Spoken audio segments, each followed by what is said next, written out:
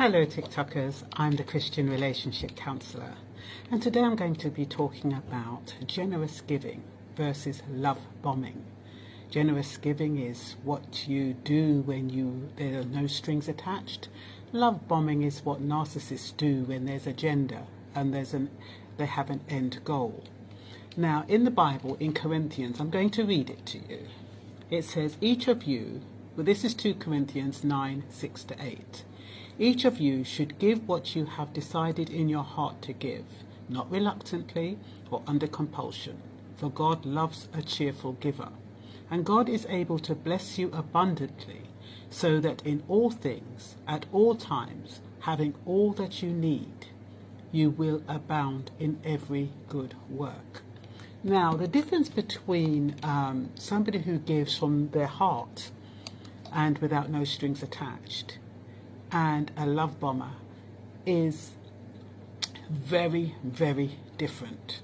One comes from good, the other comes from evil. Now, if you were to meet somebody, and we're women, I'm talking to women now, we're women, we believe that men should look after us, take us out, provide for us, buy us flowers and gifts and all sorts. Tell us they love us, tell us they admire us, all of these things that a narcissist is adept in. This is what we expect from men. Really, what we're saying is that we're really looking for covert narcissists, because they will give you just that. They will give you the love, the attention, the care, the admiration. They'll give you the respect. They'll give you presents. They'll give you gifts. They'll tell you who they can connect you with to further you on in your career. But they have an agenda. That is the difference. Somebody who is so giving up front has an agenda. They will even borrow money in order to meet this agenda with you. And the thing is with that is that it's very, very scary. It's very, very manipulative. It's calculating. And they do it because they're investing up front for what they want later on. So, they put people under a feeling of obligation. So as Christians, if somebody's good for us, we feel like doing good for them. So can you imagine being overwhelmed with love and admiration and gifts? You're going to want to give something back at some point. It's to give and you receive, that kind of things. It's not like giving to get, but with a covert narcissist, it is. It's about giving to get. So after you've got used to all of these things, the love and the attention and the care, and they decide to pull it away, they'll pull it away on a condition. Oh, I want this car. I need some money. I need A, B, C, D, E. And you're going to feel obliged to give it to them for the rest of your life. For the rest of your life with them.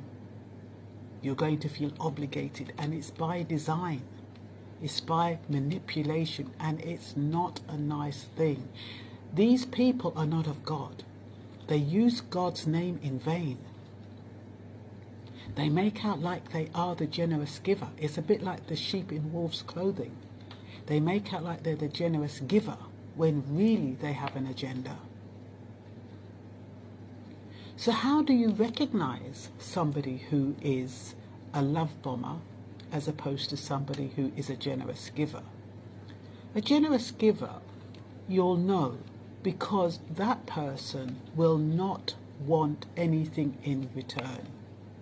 If you have an argument or if you have a disagreement, that person will not be withdrawing conditions. That person will not bring up what they've done for you. That person who is a generous giver will be giving, and they've already forgotten about it.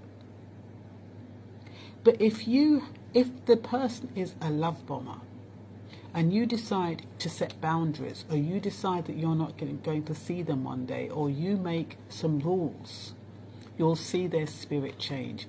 You'll also see their spirit change when you ask them to do something for you. You'll find with most narcissists who are calculating, they're doing all the doing because they are controlling. They're controlling the situation. But a love bomber will also react negatively when you ask them to do anything at all. And it might be a split second if you notice that their mood shifts or they get aggravated or irritated. A love bomber gets agitated very, very quickly, has no tolerance at all. Everything has to go their way. And when it doesn't, you'll see a change in spirit. And that's how you know. So when you're dating someone and they're extremely jealous and generous, and you're not sure whether or not they are a generous giver or a love bomber, you can test them. You can actually ask them for something. Not that you really want it, but you can actually ask them for something. You can, supposing you say, especially if they've been generous, I'd love a blouse. Couldn't we go to the shop and you get me a blouse? Please. And you'll see their mood change. Or, I'd love if you could take me out for a meal. They'll switch it and say, after all I've done for you, and you're asking me for this, and I don't have any more money. I've used all my money on you. That's another thing they tend to do. They'll have a little bit of money and they use it all on you, and then they come back and have the audacity to say, I've got no money and I need money for this and I need money for that. Well, if you need money for this and that, you should have used that money that you spent on me to meet your agenda, to meet your objective, to meet your goals. Don't sacrifice and expect me to bail you out, because that is what they do. They try to put you in a position where you feel guilty. And that's what love bombers' agenda is, to make you feel guilty. They're not nice people because they are so calculating. And the thing is, it can feel so nice, it can feel so attractive when somebody is wooing you and praising you and lifting you up, and you haven't had that before, or it's been minimal in the past, and you feel you're the type of person who's had not such a wonderful childhood. And you need adoration, and you need validation, and you want endorsement, you need encouragement. These narcissists thrive on people who require that, who need that. And that's why they normally go for people who are who've had a bad upbringing, or who've had made bad choices in the past.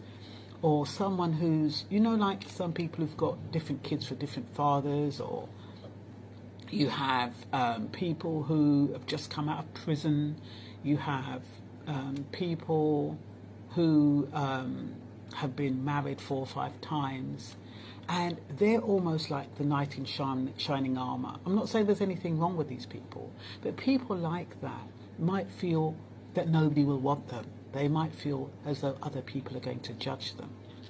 And so when a narcissist comes along and they actually accept them warts and all, or they appear to accept them warts and all, they are so grateful. And especially when that narcissist is showing them so much love and giving them so much praise and adoration and attention.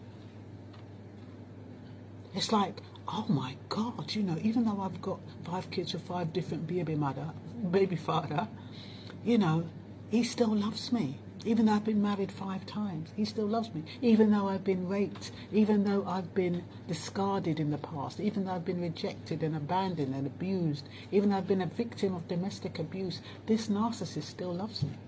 This narcissist loves you temporarily. They're making you feel dependent on them. They're coming over as your knight in shining armour, because they know that you would find it difficult to find somebody to love you in the way that they pretend to love you, to give you everything, and they normally use manipulation up front. So people like that, narcissists look for people who are vulnerable, people who are disadvantaged in some way, and they come over and try to rescue them.